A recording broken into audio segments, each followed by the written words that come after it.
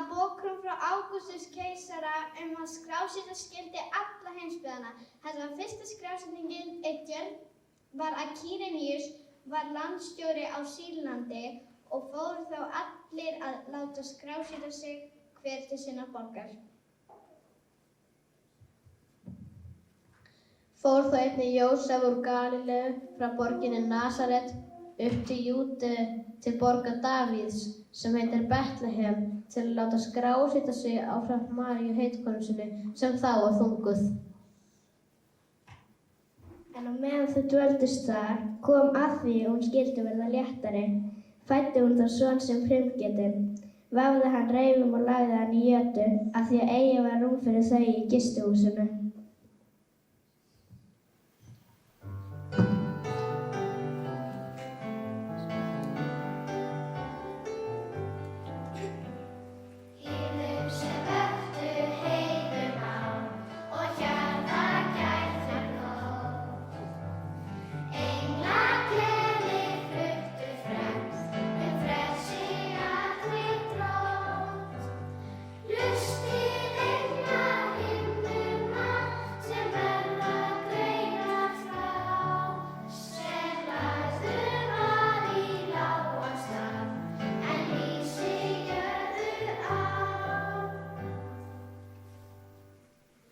Og í þeirri byggð voru fjárherrar úti í haga og gættu nóttina hjarðar sinnar. Og engill drottsins stóð hjá þeim og dýrð drottsins ljómaði í kringum þá og þeir urðu mjög hræddir. Og engillinn sagði við þá: Verið óhræddir, því sjá ég boða yður mikinn fögnuð, sem veitast mun liðnum því yður í dag frelsari fæddur sem Kristur drottinn í borg Davíðs og hafið þetta til marks sem muni finna ungbarn reifað og liggjandi í jötu. Í sömu svipan var með eglum fjöldi himneskra hersveita sem lofuðu Guð og sögðu: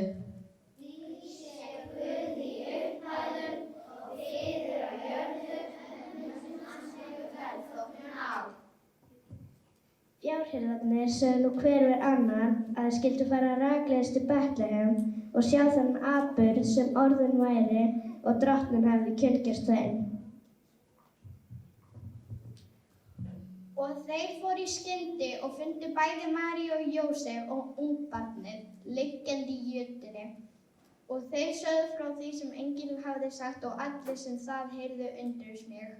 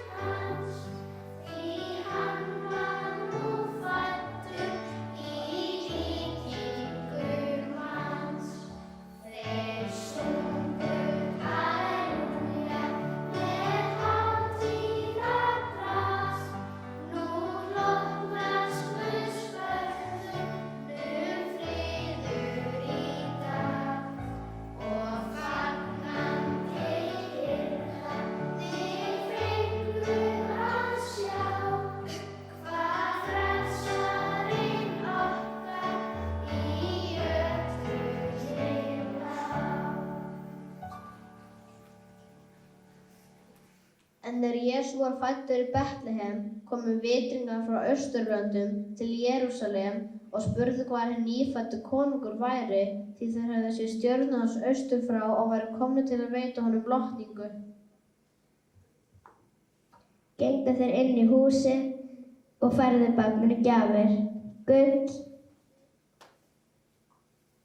reykelsi og myrru.